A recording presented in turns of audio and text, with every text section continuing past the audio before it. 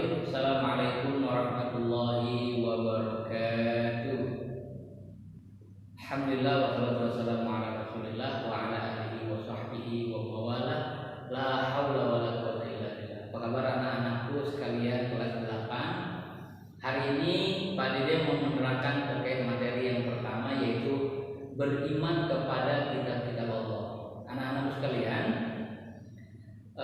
materi pertama ini mengenai dengan bagaimana kita meyakini bahwa Allah Subhanahu wa taala telah menurunkan kitab-kitabnya kepada umat manusia melalui para nabi dan rasul.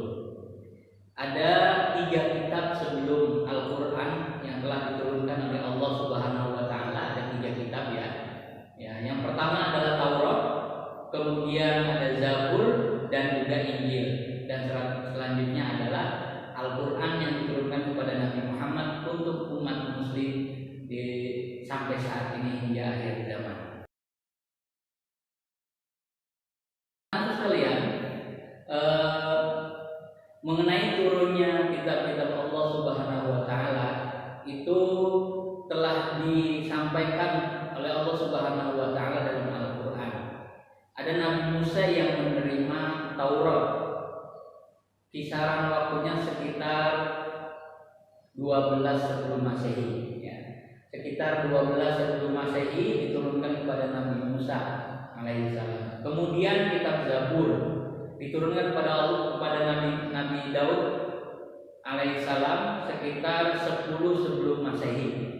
Dan Nabi Daud ini menerima kitab Zabur dan diterangkan dalam surat Al-Isra ayat 55. Dan selanjutnya adalah kitab Injil yang diturunkan kepada Nabi Isa kisaran abad pertama Masehi. Dan juga yang terakhir adalah Al-Quran yang diturunkan kepada Nabi Muhammad Shallallahu Alaihi Wasallam, yaitu sekitar abad 7 Masehi atau sekitar tahun 611 Masehi hingga 632 Masehi. Kitab-kitab ini diturunkan oleh Allah Subhanahu wa taala untuk mengingatkan kepada umat manusia yang pada semuanya satu inti, bahwa kitab ini memerintahkan untuk mengesahkan Allah Subhanahu wa taala. Anak-anak sekalian, apa sih sebenarnya yang disebut dengan kitab? Ya, apa sih yang disebut dengan kitab itu? Kitab menurut definisi adalah wahyu Allah yang disampaikan kepada para rasulnya untuk diajarkan kepada manusia sebagai petunjuk dan pedoman hidupnya. Jadi sebagai petunjuk agar mereka bisa melakukan atau tindak lanjut di dunia ini sesuai dengan syariat yang disampaikan oleh Allah Subhanahu wa taala. Maka ketika kita meyakini bahwa kitab ini diturunkan oleh Allah Subhanahu wa taala ada untuk manusia sebagai petunjuk pedoman hidupnya. Kemudian yang kedua adalah suhuf ya. Selain kitab ada juga suhuf yang disampaikan kepada para nabi, yaitu adalah wahyu Allah yang disampaikan kepada para rasul, dasar dan nasihat, dan tidak wajib disampaikan kepada umat manusia. Nah, suhuf ini tidak wajib disampaikan kepada umat manusia, namun ini diperuntukkan untuk nabi yang menerima suhuf tersebut. Suhuf diartikan sebagai lembaran-lembaran yang tertulis. Jadi itu adalah hanya lembaran-lembaran yang tertulis, maka disebut suhuf. Ada 100 suhuf, nanti pada diterangkan di bagian akhir.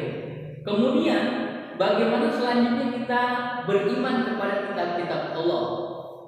Di sini definisinya adalah mempercayai dan meyakini dengan sepenuh hati bahwa Allah Subhanahu wa taala telah menurunkan kitab-kitabnya kepada rasul yang berisi wahyu untuk disampaikan dan diajarkan kepada umat manusia. Jadi memang ini kita harus benar-benar meyakini bahwa Allah Subhanahu wa taala telah menurunkan kitab-kitabnya untuk diajarkan sebagai petunjuk dan pedoman hidup umat manusia. Makanya Rasulullah SAW ketika mendapatkan wahyu selama hampir sekitar 22 tahun atau hampir 23 tahun, beliau menyampaikan berdakwah ya, tabligh, menyampaikan kepada umat manusia ketika itu agar hidupnya sesuai dengan aturan-aturan yang ada dalam Al-Quran. Dan yang pasti adalah bagaimana mengesahkan Allah Subhanahu wa Ta'ala. Anak-anak sekalian, dalam firman Allah Subhanahu wa Ta'ala surat An-Nisa ayat 136, Allah Subhanahu wa Ta'ala berfirman, "Ya ayyuhalladzina amanu aminu billahi wa rasulihi wal kitabil ladzi nazzala 'ala rasulihi wal kitabil ladzi anzala min qabl wa may yakfur billahi wa malaikatihi wa kutubihi wa rusulihi wal yawmil akhir faqad dhalla dhalalan ba'ida." Yang artinya, wahai orang-orang yang beriman, tetaplah beriman kepada Allah Subhanahu wa Ta'ala dan Rasulnya, dan kepada kitabnya yang Allah turunkan kepada Rasulnya, serta kitab yang Allah turunkan sebelumnya, sebagai barang siapa yang kafir kepada Allah Subhanahu wa Ta'ala, malaikat-malaikatnya, kitab-kitabnya dan rasul-rasulnya, dan hari kemudian atau hari akhir, maka sesungguhnya orang itu telah sesat sejauh-jauhnya. Maka kita beriman kepada kitab Allah ini adalah bagian dari iman. Ketika kita tidak beriman, maka dikatakan Allah dalam surat An-Nisa ini adalah telah sesat sejauh-jauhnya. Anak-anakku sekalian, kita sebagai umat muslim, maka seharusnya bagi kita adalah mengimani seluruh kitab-kitab yang telah diturunkan oleh Allah Subhanahu wa Ta'ala, dan kita meyakini Al-Quran sebagai pedoman hidup kita saat ini sampai akhir hayat kita.